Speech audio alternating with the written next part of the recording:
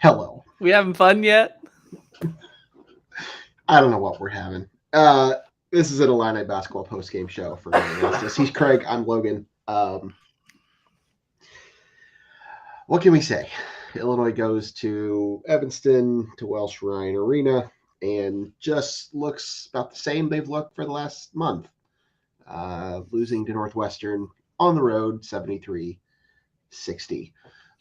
Again, he's Craig. I'm Logan. Follow us, like us, share us, subscribe. Get in the comments. Let us know what's going on, what your thoughts are. Feel free to chime in. We'll check in with the comments periodically. Not a lot of positives to say here. Just was kind of an abysmal showing all around. I don't even know where to begin. Matthew Meyer scored 17 points tonight. He did reach his 1,000-point mark as a college basketball player. So kudos to Matt Meyer. He was about the only heartbeat the Illinois offense had. Jay Nepps had 11. Colvin Hawkins had 10. Terrence Shanahan 9 points, 5 fouls, 7 assists, 3 turnovers. I feel like everybody that touched the floor had 3 turnovers. It was just abysmal. It was just bad basketball.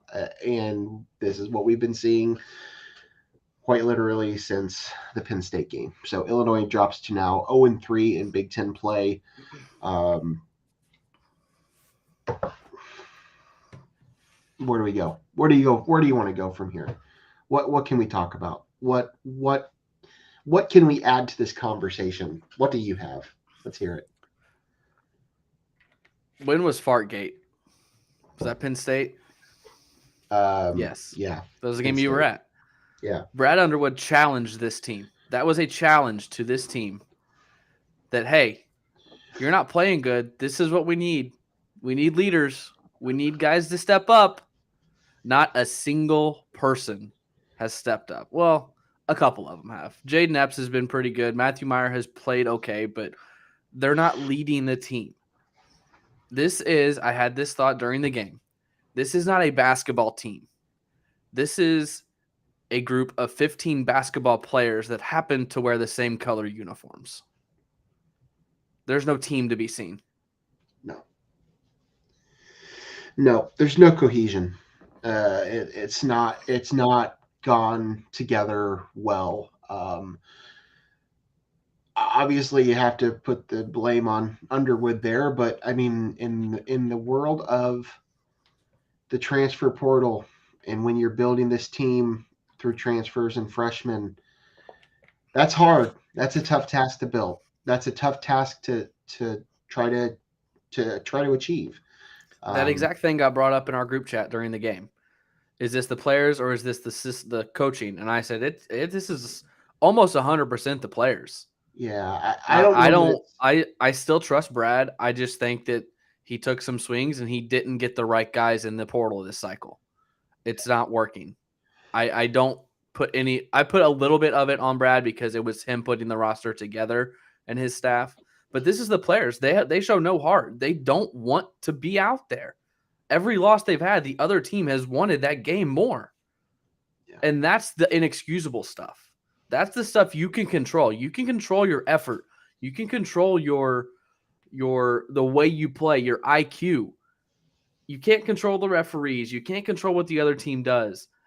This team doesn't do well in their own head.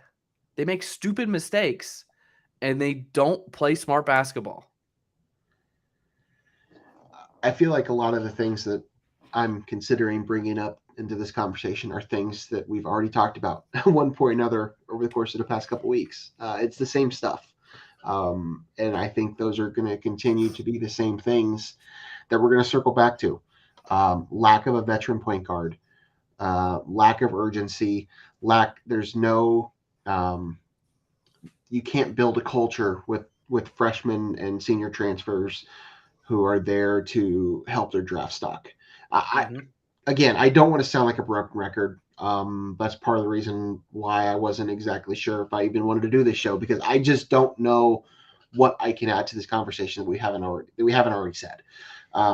This team has looked just absolutely terrible. ever since they got back from Madison Square Garden. They haven't looked like they wanted to play. They have been outplayed. They have been outcoached every step of the way. And I get that this is a veteran Northwestern team that has a couple of pretty good guards on this team, and that was obviously going to be a weakness when you're talking about a team that is focused around freshman guards. But this is Northwestern, and I don't know. I'm losing confidence quickly. I know I said it in our show the other day that I'm feeling a little better. Or I'm not that I was feeling better, but I was still feeling confident at least. It's dwindling. It's dwindling quickly. Things can turn around, and I think things could turn around. And I'm not saying they won't, but the confidence that I have right now that those things will happen, slim to none.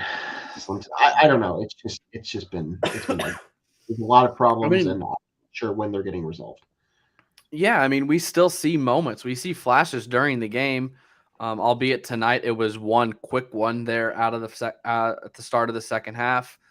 You go up by 5, and then Sincere Harris, who had 2 fouls in the first 30 seconds of the game, picks up a technical within a couple minutes of the second half starting, and you lost it. I mean, Illinois was up, I think, 5. He picks up the technical. You're like, oh, that's okay as long as it doesn't snowball. And it did exactly that. I think it was a 20-2 run at one point. Coleman Hawkins was absolutely dreadful until the final 7 minutes of the game. There's just only probably 3. There's 3 guys on this team that I trust right now. Dane Danger, Jaden Epps, and right now Matthew Myers playing pretty good ball. Other than that, you have no one that you can trust. Terrence Shannon has disappeared. I know he's scoring double figures, but he's nowhere near the guy that helped lead them to the Texas win and the UCLA win and all of that. So we've said it multiple times, and here we are sounding like a broken record. We have more questions about this team than we did in the preseason, and that's saying something because we had all questions, no answers about this team preseason. It's night and day compared to what this team looked like back in November. The team that went out to Las Vegas and the team that went to New York, that team is nowhere to be found. And I don't know where they are. I don't know when they're getting back. Hope they do. But let's check in with the chat because a lot of people are chiming in here, and I want to get some of these thoughts. And James Russell, start Epps Saturday, not Coleman. I can't disagree with that. I'm a mixed bag on Coleman Hawkins right now. I would not be upset if he's sat the bench the rest of the year. I'll just say that. Well, yeah, I get it. I get that. I do think I know that won't happen, and you can't afford to let that happen. But I do think he does a lot of things right, but at this point he's making more mistakes than he's providing good. So I can't totally disagree with you there. James Russell again. Luke Goody might help when he gets back, but we're going to need more. Yeah, I don't know when Luke's going to be on the court again. I can't at this point. I can't say that he's going to be a difference. Maybe he is the leader that they're looking for. I've mentioned that a few episodes ago. We'll see. I would love to get something out of him. Yep. How about a cutting to the basket? There's not much of that going on right now. It's a very that is my one-on-one big game. complaint. They shoot way too many threes. Are you Wally? I'm not Wally. I've never seen Wally, to be honest. Great movie. This team is a 30% 3-point shooting team, and yet they shoot 33s a game. Play to your strengths. Get to the basket. And that does come back to coaching because the offensive sets are the centered version of a bad word. They are terrible. There's no offensive flow in the half court. They take too long to get into their sets, and then when they get in their sets, they either run the wrong play or something breaks down, and then it's a jacked up 3. The offense is just so bad. Coach Steve chiming in. Yep, Coach Steve, you're right. Yep, no leadership. Looks like they're looking for someone to bail them out, and it's true. Um, we've addressed that, and Underwood's tried to address it, and they don't have a leader. There's just not one. I thought that Underwood's comments would fire somebody up, and I'm not sure that it did. I think No. since then Matthew Myers played well, but I don't think he's that player. Kane Walters, I think Underwood's running out of ideas on what to do with this team. It's very possible. It's very possible. I'm not out on Brad, but yeah, I feel for the guy at this point. I'm not sure what he can do. He's playing like a plague. They're not playing as a team. It's all one-on-one playground moves. Yep, absolutely. You need a veteran point guard like Courtney Ramey. I said that several times. Not saying that Courtney Ramey was the guy, but yeah, need a veteran point guard. You're relying on two freshmen that are just not quite there to do the job for you. Good attack is the best defense, and that's what we're lacking mostly. I agree. Let's see. Drive to the basket, get layups from foul. Yep, that makes sense. Here's the big one. The big Haley. one. Broken Bingo. record. I thought Broken that record. exact same thing today. Every game. Did you notice right before the tip? Literally, the referee was getting ready to throw the ball up in the air, and Terrence Shannon turned around and walked to the scores table to put the sticky stuff on his shoes. Underwood jumped up off the bench like, what are you doing? The rest of the play, but at that moment, I thought of Trent Frazier. I was like, Yeah. Trent would never let that happen. No. And he would solve almost all of the problems. The leadership, the point guard, the initiating the offense. He would solve A all. shooter. A shooter, yes, a shooter. Yes. I don't think we have to worry about. I don't think we have to worry about transfer portal. I think he's just going to go pro and try and make some bank, and someone's going to take a shot on him and then cut him quickly because he's terrible. Yeah. I don't know. It's basketball 101. Take it to the hole. Yeah. All right. What else? What else you got, Craig? I don't have a whole lot more. Any other encouraging comments that you want to give? No, I mean we're repeating the same stuff that we've been concerned about, and it's not getting fixed. Yeah. Which the definition of insanity. Trying the same thing over and over and expecting different results. Let's just ask the question. What is different? What is different about this team from what we saw in November? What's different? They're playing tentative. They're not playing aggressively. They look scared. They look absolutely scared to do anything on offense. I mean, the first month of the season, I felt like they were getting out in transition. The ball was moving. They looked like there was some chemistry on the court. And that just disappeared. I mean, we went over it, I believe it was around the Penn State time, that there was dysfunction in the locker room, that things were not vibing well with the new guys and things weren't meshing. Everyone downplayed it. Coleman Hawkins downplayed it. Matthew Meyer kind of verbally let it be known that things weren't as pretty as they seemed, and they were wrong. We're right. I'm convinced that these kids do not get along. These players do not get along. And I think you can see it through other channels. I think social media is a big part of it. I follow most of them, not all of them. And most years I follow the guys that are currently on the team, like DeMonte last year, Trent last year. And then once they leave, I usually unfollow them. But I follow most of these guys, and I feel like I don't see the videos of the locker room like I did of him dancing. I know Trent was annoying with his dancing on social media, but he had, even back 3 years ago, it was him and Alan Griffin and Tevian Jones. They were all dancing in the locker room together, posting on TikTok and Instagram. I'm not seeing any of that. I don't think these guys like each other. And I think that is a huge point, and it's translating to the court. It's some big accusations, but I don't think you're wrong. I don't. I mean, I think that's clearly what's going on here. Real quick, we've had a few more people jump in the comments. You want to pull those up here real quick? Where do you want to start? Coach? Yeah, so is Steve.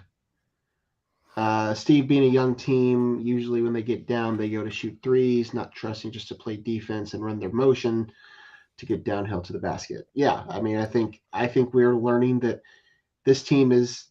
We've said it. It's 5 freshmen and 4 veterans, but let's be honest, the 4 veterans aren't playing like veterans. So we're looking at about 9 freshmen. Some of them just have a little bit more experience than everybody else. Tonight, when they ran the motion, the ball screens, dribble handoffs, everyone moving, they will score on anyone. I mean, it's just they haven't got it together. They haven't figured it out. A couple more. Love to see a 3-2 zone, which would help Dange out, but I don't understand. I know Underwood won't try it. Yeah. I don't know why he's not going to that. Something along those lines. Dane's been probably my biggest surprise of the season, other than maybe Sincere Harris. 100% Dane. I did not expect this from Dane Danger. I didn't either. And He's been. I don't know if we've said it on the show. I know I've said it, and we've all said it in our group chat that I always talk about. He pulls some post moves out of his bag that Kofi could only dream of. I know. Yeah, I never would have guessed that. No, he definitely can do some things that Kofi can't. All right, got a few more here. Kaylee, vibes are off, as the kids say. Yes, I think they definitely are. Kaylee always up with the kid lingo. Yes, she is. There's another couple good ones here. Steve, does NIL have anything to do with not liking each other? That's an excellent question, Steve. I can't confirm nor deny that, but you raise a good point. I don't know. And truthfully, this is something that I have thought about for a while. As long as NIL has been a topic of a conversation, that's kind of been personally, as just an individual, one of my biggest concerns is this type of thing.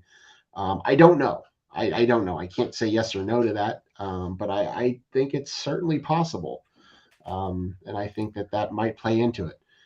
My one argument against that is that everyone kind of came in on a level playing field because everyone is new to Champaign. Yeah, that's true. That's my one argument against that. But if somebody's making more money than somebody else, the one person that would have that advantage is Coleman Hawkins, and we've seen him have some NIL deals with some Champaign businesses, and I think Coleman is at the heart of a lot of this locker room disconnect. So maybe it is. Maybe it is an NIL thing. It's very possible. All right, Kane, I don't think some of the players agree with Underwood's coaching, so they don't want to do what he says. Maybe. I mean, again, I think this goes into the locker room stuff. I don't know. I'm not in the locker room. I can't tell you what's going on there, but I think that it's certainly possible. Yep. Anything else? Want to shut it down? Okay. Yeah, I'm good. It's almost midnight. Yeah, let's shut this thing down. All right. Final score from Evanston. 73-60. Illinois drops to 0-3 in Big Ten play, 9-4 overall. Host Wisconsin on Saturday. At this point, that's a must-win. 9-5 overall. 9-5 overall. I'm reading the number off the screen.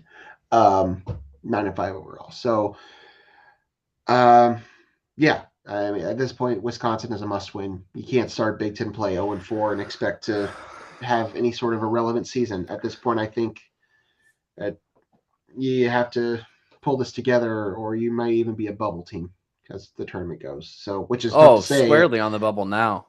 As a team that beat UCLA and Texas, to be right square on the bubble here is not a good way to start January. There's still time to turn it around, but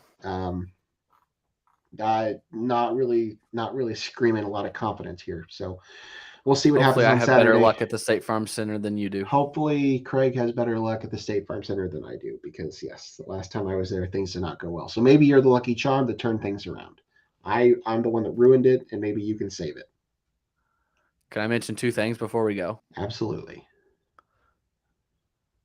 Did you see Io tonight? The putback dunk?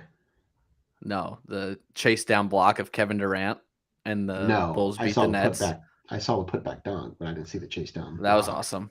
That was awesome. Love that guy. Io did good things tonight for the Bulls. And 2, go Dogs. Go Dogs. Big win for the Salukis. Was that at home or was that on the road? It was at home. Was that home? It was at Big home. win for the Salukis over Drake tonight. Yeah. So, all right, 7 we're going to in a shut it row, down. baby. Maybe we should start doing SIU post games. We'll see. Sounds great. Or we're just an Illini women's post or Illini women's show now. We do have the Illini women still. Check them out tomorrow night, Big Ten Network. It's a women's basketball school. He's Craig. I'm Logan. We'll check with you later. We might have a show Saturday. We might not. We'll see how the game goes, see how Craig's life is. Until then, peace.